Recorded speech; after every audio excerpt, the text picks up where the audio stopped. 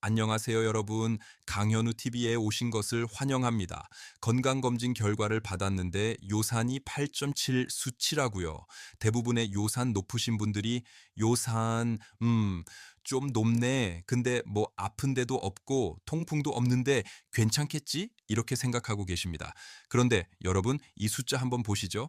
대한류마티스 학회 연구에 따르면 우리나라 성인 8명 중 1명꼴로 이미 고요산 혈증, 그러니까 요산이 높은 상태로 살고 있다고 합니다. 이걸 숫자로 바꾸면 이미 수백만 명, 약 500만 명 규모입니다.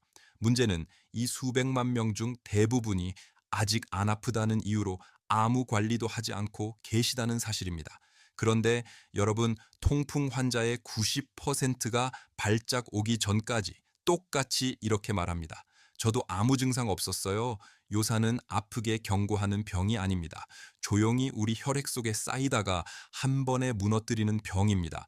그래서 고요산 환자 중 많은 분들이 증상이 없을 때 관리 타이밍을 놓치고 응급실에 가서야 처음으로 현실을 마주합니다.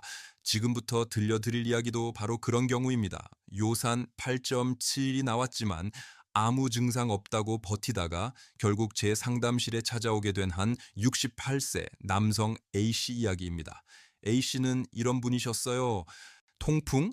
없습니다. 관절 통증? 전혀 없습니다. 오히려 본인은 건강하다고 느끼셨어요.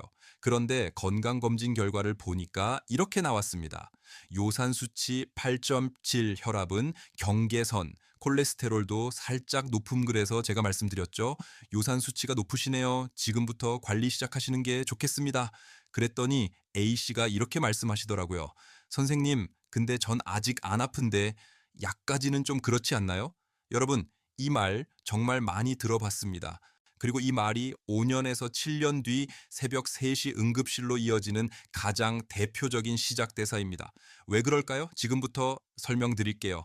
요산이라는 물질은요, 굉장히 교활합니다. 왜냐하면 이런 특징이 있거든요. 처음에는 이렇습니다. 아무 증상이 없어요. 피곤한지도 잘 모릅니다. 검사 안 하면 본인도 몰라요. 그래서 대부분 이렇게 생각하시죠. 나 괜찮네. 뭐 별거 아니네. 그런데 요산은 이 시간 동안 조용히 어디에 쌓일까요? 발가락, 관절, 무릎, 손가락, 신장, 그리고 혈관벽, 이렇게 몸속 곳곳에 쌓입니다. 마치 눈이 조용히 쌓이듯이요. 그러다가 어느 날 딱 한 번 조건이 맞으면 어떻게 될까요? 통풍 발작으로 폭발합니다. 그래서 통풍 환자분들 대부분이 이렇게 말씀하세요. 전날까지 멀쩡했어요.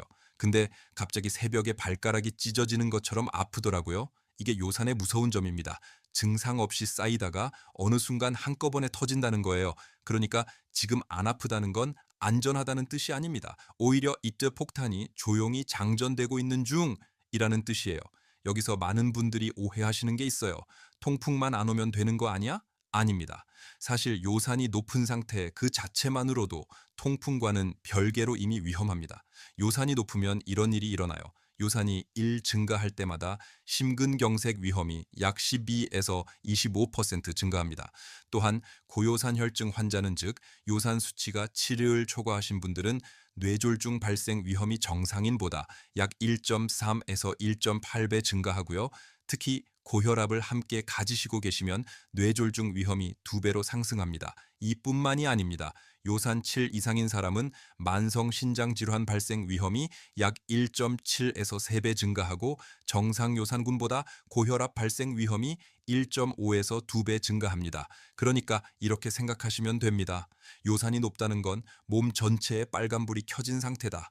통풍은 그중 하나일 뿐이에요. 심장도 신장도 혈관도 다 영향을 받고 있는 겁니다. 그래서 제가 이렇게 말씀드리는 겁니다. 통풍이 아직 없다는 건 안전하다는 뜻이 아니라 아직 시간이 남았다는 뜻입니다. 자, 그럼 이제 여러분께 질문 하나 드릴게요. 아래 항목 중에서 본인에게 해당하는 게 몇 개나 되는지 세어보세요. 고깃국, 사골국 좋아하신다.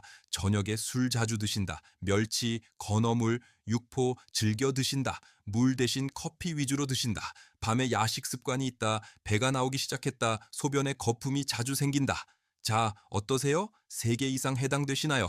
그렇다면 요산은 지금 이 순간에도 현재 진행형 임으로 쌓이고 있습니다. 특히 소변에 거품이 자주 생기는 건 단순히 물을 적게 마셔서가 아니라 신장이 요산을 처리하느라 힘들어하고 있다는 신호일 수 있어요. 그러니까 지금부터라도 관리 시작하셔야 합니다. 제가 상담하면서 통풍 오기 전 단계에 계신 분들한테서 공통적으로 발견한 특징이 있어요. 딱 세 가지입니다. 첫 번째, 아직은 안 아프니까 괜찮다. 이게 가장 위험한 생각입니다.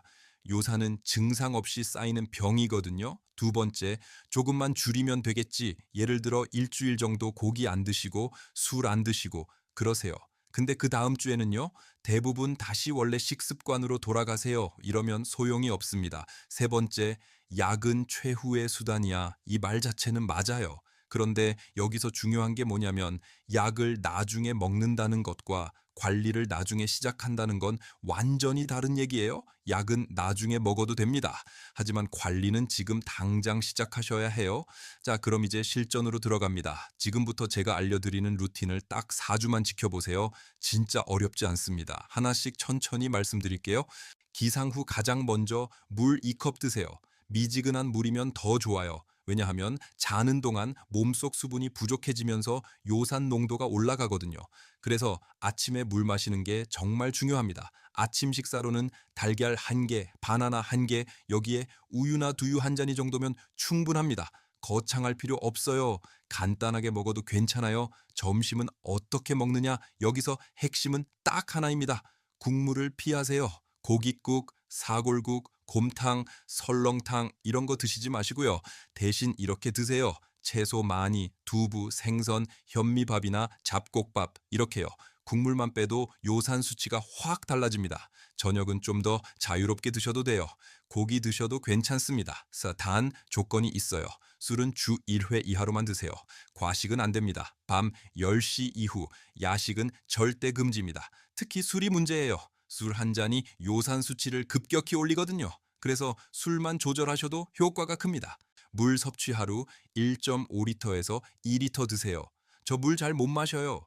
그러시는 분들 많으세요. 그럼 이렇게 해보세요.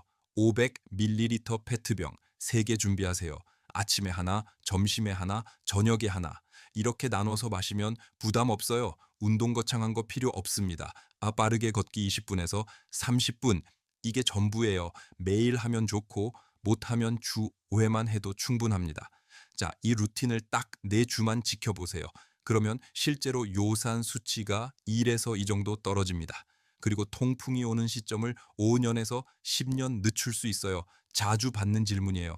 선생님, 그럼 약은 언제부터 먹어야 돼요? 정리해 드릴게요. 요산 7 이하이시면 생활 습관 관리만으로도 충분합니다. 지금 말씀드린 루틴만 지키세요. 요산 8 이상이시면 생활 습관 관리와 함께 약을 고려해 보세요. 의사 선생님과 상담하시는 게 좋습니다. 요산 9 이상이시면 통풍이 없어도 약 시작을 고려하셔야 합니다. 왜냐하면 이 정도면 이미 심장과 신장에 무리가 가고 있거든요. 특히 이런 분들은 더 주의하세요. 신장 수치에 이상이 있으신 분, 고혈압이나 당뇨가 함께 있으신 분, 가족 중에 통풍 환자가 있으신 분, 이런 경우는 통풍이 없어도 예방 약물 치료 대상입니다. 미리 막는 게 훨씬 낫거든요. 여러분, 오늘 영상 여기까지입니다. 마지막으로 제가 꼭 드리고 싶은 말씀이 있어요. 요산은 아플 때 관리하는 병이 아니라 아프기 전에 막아야 하는 병입니다. 통풍은 병이 아니에요. 경고음입니다. 지금 요산이 높다는 건 몸이 여러분께 미리 보내준 마지막 문자 한 통이에요. 지금 좀 관리하세요. 아직 늦지 않았어요. 이렇게 말하고 있는 거예요. 지금부터 바꾸시면 새벽 3시 응급실은 여러분 인생에 오지 않습니다. 제가 오늘 알려드린 루틴 어렵지 않죠? 딱 4주만 해보세요. 그럼 몸이 달라지는 게 느껴지실 거예요. 오늘 영상이 도움이 되셨다면 좋아요와 구독 부탁드리고요. 댓글로 여러분의 요산 수치나 궁금한 점 남겨주시면 하나하나 답변 드릴게요. 그럼 오늘도 건강하시고 다음 영상에서 만나요. 감사합니다.